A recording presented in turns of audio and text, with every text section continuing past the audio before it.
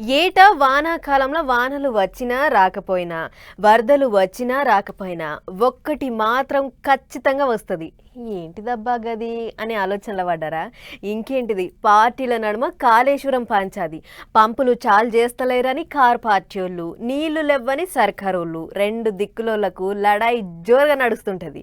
ఇగో ఈసారి కూడా అచ్చం అట్లనే నడుస్తుంది కొట్లాట. చూడుర్రి, ఆయతారం గులాబీ లీడర్లంతా కట్టకడికి బండ్లు కట్టిర్రు. మబ్బులు పట్టినాయి, మళ్ళీ ఏ టైం అవుతుందో అనుకున్నారో ఎట్టనో కానీ పొద్దుగాల 8:30కే ఆలస్యం చేయకుండా బయలుదేరిండ్రు కారు పార్టీ వాళ్ళు.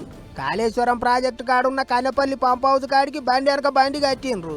ఓ ఇక బాటంట పోలీసు వాళ్ళకు గులాబీ లీడర్లకు నడవ అడుగడుక్కో పంచాది నడిచింది. వాళ్ళు ఆగబట్టుడు, వీళ్ళు నూకేసుడు, గట్టిగానే అయ్యింది లడాయి. మీదికేం చూస్తాన వరద చేయబట్టి గోదావరి గంగమ్మ పరుగులు పెడతాంది. గిసోంటి ఆలల్ల కన్నపల్లి కాడున్న పంపులు చాలు చేసి నీళ్ళు ఎత్తిపోసుకుంటే ఏమైతాంది అని గరవైతురు కారు పార్టీ వాళ్ళు. ఓళ్ళ మీద కోపం ఇంకోళ్ళ మీద తీస్తుండ్రు, రైతన్నలను ఆగం పట్టిస్తుండ్రు అన్నట్టు కోపానికి వచ్చిండ్రు. ప్రతిసారి మేడిగడ్డ నుంచి ఎత్తిపోయాల్సిన అవసరం లేదు నీళ్లు. మళ్ళీ చెప్తున్నా, ఎక్కడ నీళ్లు లేకపోతే మొత్తం రాష్ట్రంలో వర్షాభావ పరిస్థితులుంటే ఇక్కడ నుంచి తీయచ్చు. ఏది కన్నెపల్లి నుంచి. కడెం నీళ్ళు వస్తే ఎల్లంపల్లికి అక్కడ నుంచి లిఫ్ట్ చేసుకోవచ్చు, ఎల్లంపల్లి నుంచే లిఫ్ట్ చేసుకోవచ్చు. శ్రీరామ్ సాగర్ నిండితే ఇంతకుముందు నేను చెప్పినట్టు ఫ్లడ్ ఫ్లో వస్తే మిడిమానేరు నుంచే తీసుకోవచ్చు. అంటే చివరికి ఒకవేళ శ్రీరామ్ సాగర్లో కూడా నీళ్లు లేవనుకో, ఈ కాళేశ్వరం గొప్పతనం ఏంటంటే ఎస్ఆర్ఎస్పీలో కూడా నీళ్లు లేవనుకో, ఎస్ఆర్ఎస్పీ కూడా ఉన్న ఫ్లడ్ ఫ్లో ఏదైతే ఉందో రివర్స్ పంపింగ్ ద్వారా అదే ఫ్లడ్ ఫ్లోలో నీళ్లు పైకెత్తిపోసి ఎస్ఆర్ఎస్పీని కూడా నింపే బృహత్తరమైన ప్రాజెక్టు కాళేశ్వరం. ఇక మేడిగడ్డ కాడ రిపేర్లు అవుతుంటే తత్తిమ పంప్ హౌస్లు ఏంటికి సాల్వ్ చేస్తలేరని కూడా గట్టిగానే అడుగుతారు కారు పార్టీ వాళ్ళు. వాళ్ళ వాస్తవం ఏంటంటే, మీ భయం మాకు తెలుసు రేవంత్ రెడ్డి గారు. మీ భయం ఏంది? నీళ్ళు ఇస్తే యూరియా ఇయ్యాలి, నీకు యూరియా ఇచ్చే తెలివే లేకపోయా. నీళ్ళు ఇస్తే యూరియా అడుగుతారు కదా రైతులు, నీకు యూరియా ఇచ్చే ముఖం లేదు. నీళ్ళు ఇస్తే పంట వండుతుంది, పంట వండితే మళ్ళీ నువ్వు పంట కొనాలనే, పంట కొనాలంటే నీకు తెలివి లేదు. సంచులు ఇచ్చే తెలివి లేదు. పంట వండితే మళ్ళీ కరెంట్ ఇవ్వాలి, కరెంట్ ఇచ్చే తెలివి అంతకంటే లేదు.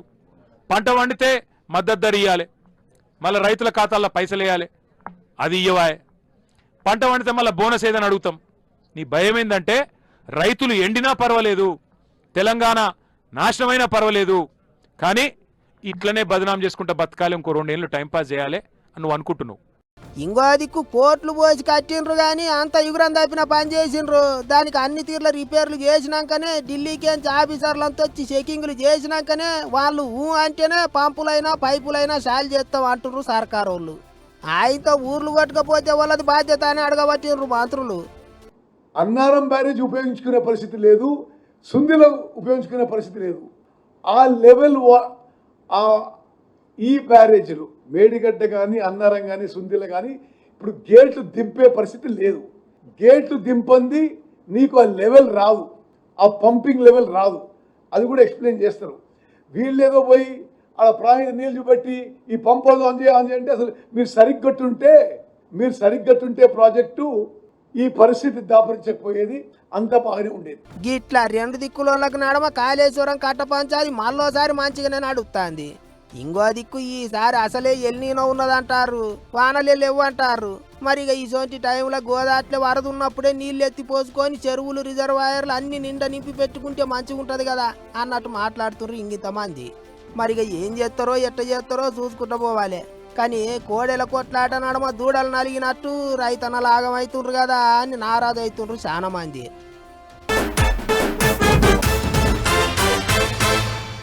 అప్పుడెప్పుడు గంగమ్మ జాతరప్పుడు ఒక్క పూట అట్లా పోయి వచ్చిండు గంతే. గంగమ్మకు పట్టుబట్టలు పెట్టి ఎమ్మటే వెనుకకు మళ్ళీ వచ్చిండు. అందుకే ఈసారి మాత్రం అన్ని మీటింగ్లు పక్కకు పెట్టి 2-3 దినాలు కుప్పంలోనే మఖం పెట్టిండు సీఎం బాబు సారు. సొంత నియోజకవర్గంలో చిన్న పెద్ద అందరినీ పాయరంగా పలకరించిండు. పాండ్రి 3వ రోజు ఏమేమి ముచ్చట్లు నడిచినాయో ఆ సంతకు పోయి అసుకొని వద్దాం.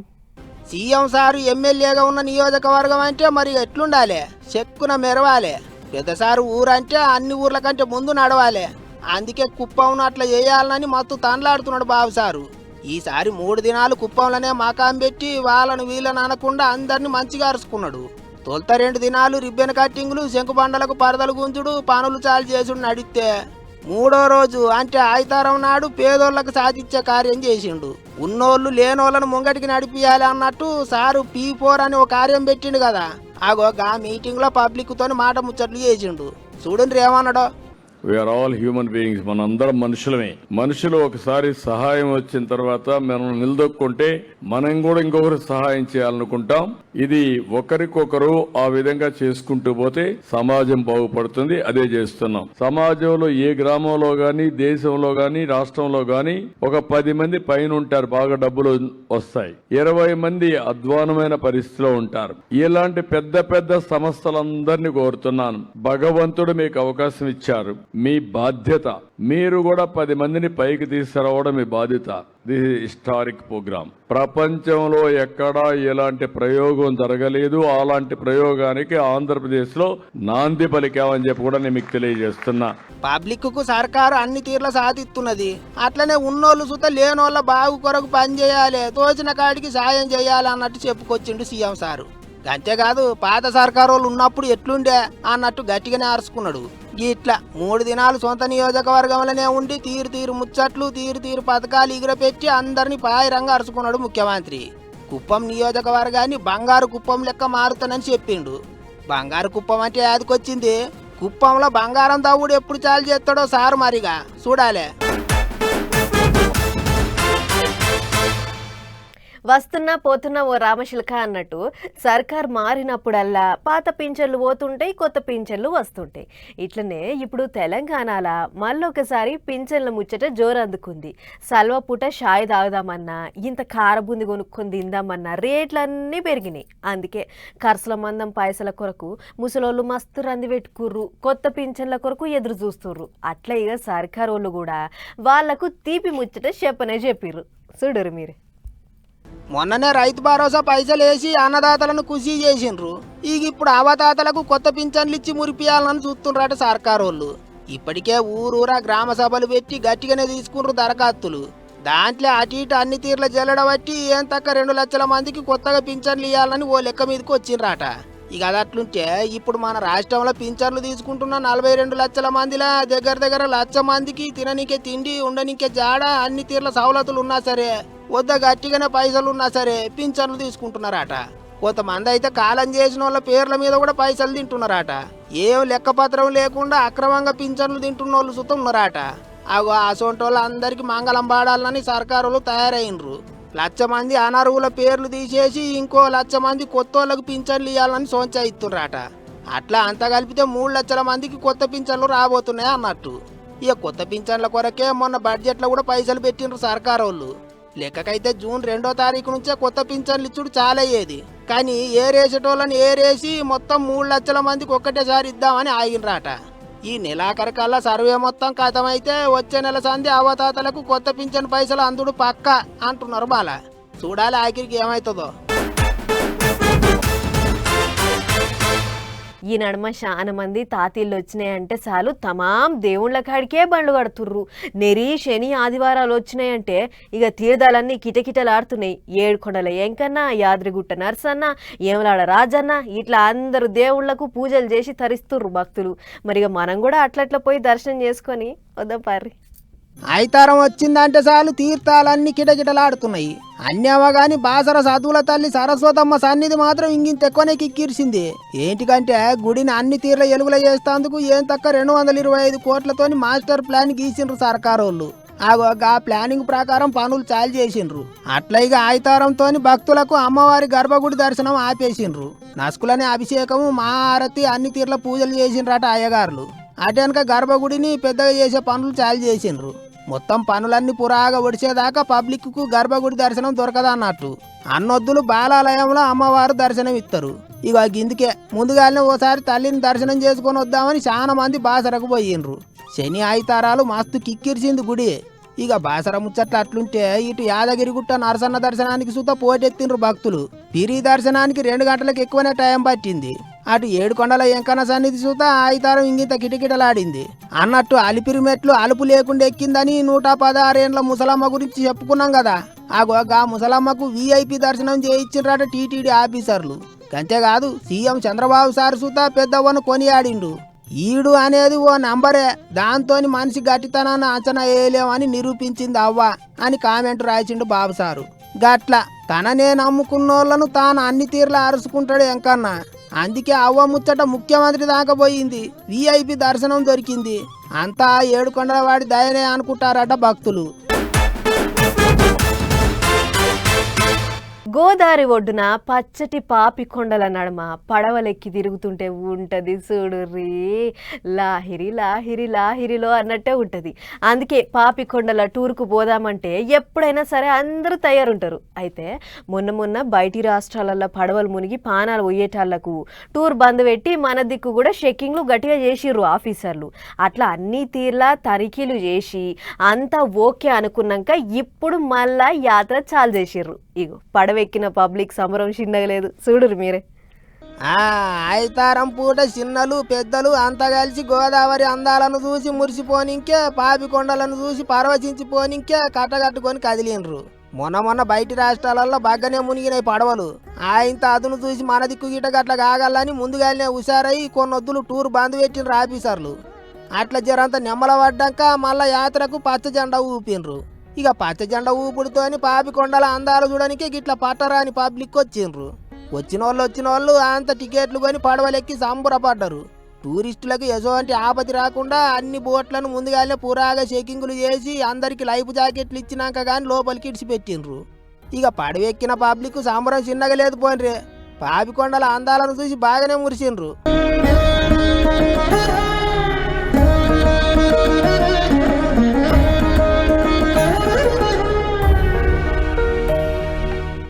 అట్లా మస్తు జోరగా నడుస్తుంది పాపికొండల యాత్ర. సెలవు దినం చూసుకొని అట్లా ఓసారి భద్రాచల సీతారామచంద్ర స్వామిని దర్శనం చేసుకొని అటుకేంచి పాపికొండల టూర్కు పోయేస్తే పోయిరాన్రి, చూసే కాబీలున్నది.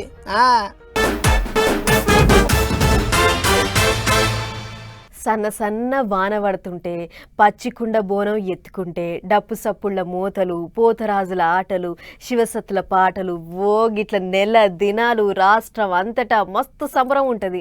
మరి సన్న వాన షురువైంది, బోనాలు ఎప్పుడున్నాయి అని అంటారా? అందుకే ఈ ముచ్చట పట్టుకొచ్చిన చూడుర్రి.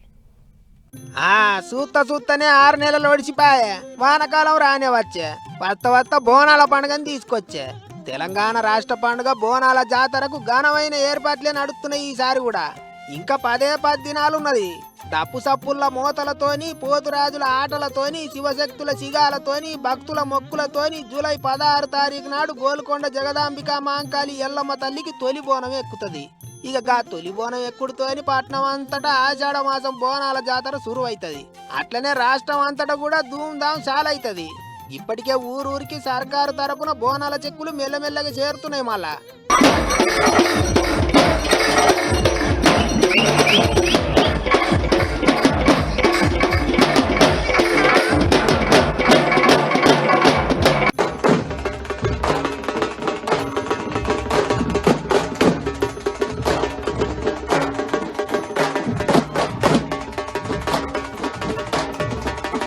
పొంటి బోనాల జాతర ఎట్టయితుందో మన అందరికి ఎరికే. అయితే అన్ని దిక్కుల బోనాలు ఒక ఎత్తు అయితే పట్నం బోనాలు ఇంకొక ఎత్తు. మరిగా తిరుగ ఎత్తుంటారు జాతర. గల్లీల ధూమ్ధాం గట్టిగా అవుతుంది. గోల్కొండ బోనాలు అయినాక సికింద్రాబాద్ ఉజ్జయిని మహంకాళి బోనాలు, బాల్కంపేట ఎల్లమ్మ కళ్యాణం, అటెనక లాల్ దర్వాజా సింహవాహిని మహంకాళి బోనాలు. ఇట్లా జాతర మస్తు ఘనంగా అవుతుంది. సర్కారోళ్ళు కూడా ఆట మొక్కుబడిగా కాకుండా ఏర్పాట్లు ఇంగిత ఘనంగా చేస్తాండ్రు. దేవుని గుళ్ళ మంత్రి సురేఖక్క, పట్నంలో చేయి పార్టీ వ్యవహారం అంతా చూసే మంత్రి పొన్నం సారు ఇప్పటికే మీటింగుల మీద మీటింగులు పెట్టి ఆఫీసర్లను హుషారు చేసిండ్రు. గిట్లా అంత ముందే తయారైనరు. కానీ ఈ తాప ఆనలే తక్కువ పట్టేటట్టున్నాయి. చూడాలి మళ్ళా రంగంలో అమ్మవారు భవిష్యవాణి ఏం చెప్తుందో. మనం లేక కొత్త కారు కొంటే రయ్య వారం దినాలు ఆపకుండా ఎట్లా తిరగాలని అనుకుంటామో, ఆన్లైన్ బెట్టింగ్కు అలవాటు పడితే కూడా గట్లనే మళ్ళా పైసలు వెయ్యాలి అనిపిస్తుంది. గట్ల బెట్టింగ్కు అలవాటు పడి ఉన్న ఆస్తులు పోగొట్టుకున్నోళ్ళు ఎంతో మంది. ఇట్లనే ఇగో ఒక దిక్కు ఆగమవుతున్నా కుక్కతోక వంకర అన్నట్టు ఓ డిగ్రీ పొల్లగాడు బెట్టింగ్ లాడి చేసిన అప్పులు తీసేతందుకు ఏం చేసిండో చూడుర్రి. అరే జాత పని అయిపోయాయి కదా. అవ్వకు అప్పులు ఎక్కువాయనో లేకుంటే బతుకుడు తిప్పలాయనో, ఆయికిరికి బాయిల దునికింది కదా అని అనుకోగలరు. గట్లా అనుకుంటే మాత్రం కుడితిల పడ్డట్టే. ఇక అసలు ముచ్చట ఏందో చెప్తాం చూడండి. కంపల చిక్కబడ్డ పంది పిల్ల తీరుగా ఇగో ఇక్కడ ముసిగేసి పట్టుకొస్తున్నారు చూడండి. లట్టు పుట్టుగాడు ఆన్లైన్ గేములు ఆడి బెట్టింగులు పెట్టి ఆగమైందట. ఆడ ఈడ పైసలు గుంజుకొచ్చి బెట్టింగ్లలో పెట్టి ఆఖరికి బేకారా అయ్యిండు. అరే అంతటితోనే ఆగిండా అంటే మళ్ళా ఆడిండాట. ఆఖరికి వస్తే 4 లక్షల రూపాయల అప్పు నెత్తిన పడ్డది. ఇక మెడకు చుట్టుకున్న పాము కరవ కూకుంటుందా? అప్పులిచ్చిన లోని ఆపులోళ్ళు కడతవా కట్టవా అని కత్తులు నూరేటాలకు ఏం చేయాలనో సమజగాక కరీంనగర్లకి అవ్వను కూలి పనికి అని పిలిచి బండి ఎక్కించుకొని ఊరవతలికి తోలుకపోయిండు. గా అవ్వ కూడా పాపం పనివంతుడే అనుకున్నదట. కానీ ఊరవతలికి తోలుకపోయి పెయి మీద ఉన్న బంగారం ఎండి పురాగా ఒలుసుకొని బాయిలో దొబ్బిండు. ఇంకా నయ్యం అవ్వకు భూమి మీద నూకలు తినే బాయికున్నది కాబట్టి బాయిల నూకినా అట్లిట్లా బాచాయించింది. 20 గంటలు అండ్లనే ఉరం పట్టుకొని ఉన్నదట. ఆఖరికి ఊరోళ్ళ కంటబడితే గప్పుడుకి ఇట్లా బయటికి తీసిండ్రు.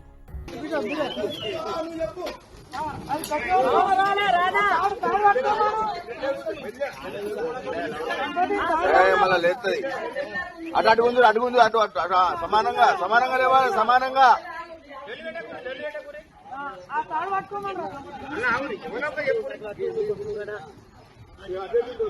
చూసిండ్రు కదా, సాగు నోట్ల తలకాయ పెట్టి అవ్వ బయటికి రావచ్చే. ఇక గిదంతా పోలీసు వాళ్ళకి ఎరికాయటాలకు తమ్ముడిని దొరకబట్టి తలవాళ్ళు పోసిండ్రు. అందుకే సజ్జనార్ సారు దినాం నెత్తినోరు కొట్టుకొని చెప్తుంటాడు, బెట్టింగ్ల జోలికి పోకుండ్రా వారి యాపుల జోలికి పోవద్దురా బాయి అని. అయినా సరే కుక్క తోక వంకర అన్నట్టు కొంతమందికి ఇట్లా చేసి ఆగమవుతుంటారు. కప్పలకు లగ్గం చేసి కరువుమంటుర్రు, గార్దులకు లగ్గం చేసి ఘనంగా స్వాగతం పలుకుతుర్రు, అభిషేకాలు చేసి హారతులు పడుతుర్రు. అయినా సరే మాటింటలేడు. మా కోసం ఒక్కసారి వచ్చిపోవయ్యా, మా రాజు కదా అని అడుక్కుంటుంటే కూడా నకరాలు చేస్తుండు. ఇంతకు ఎవళ్ళైనా అని అనుకుంటుర్రా? ఇంకెవలు? వానదేవుడు మబ్బులు బట్టి ఊరిస్తుండు కానీ కిందికైతే వస్తలేడు. మరి ఆయన కథ ఏందో చూద్దాం పర్రి. సముద్రం పక్క పొంటి ముంబై ఉన్నదా లేకుంటే ముంబైలోనే సముద్రం ఉన్నదా అస్సలు సమజైతలేదు. గా లెక్కన పడుతున్నాయి వానలు, ఆ లెక్కన పారుతున్నాయి వరదలు. ఇక వానలు వరదలు జయంగా కొంతమంది పబ్లిక్ పార్షాన్ అవుతుంటే ఇంకొంతమంది ఏం చేస్తుర్రో చూడుర్రి.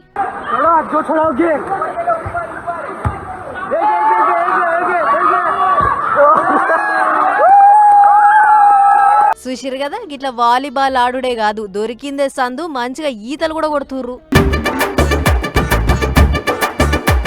చూసిరు కదా, పోరానికి స్విమ్మింగ్ పూల్ బాధ లేకుండా అయ్యింది. ఇక ఓ దిక్కు గంతగానం వాన పడుతుంటే కార్లు పడవల తీరుగా కొట్టుకుపోతుంటే గివీలు చూడుర్రి సముద్రం పక్కకు ఎట్లా కూర్చున్నారో.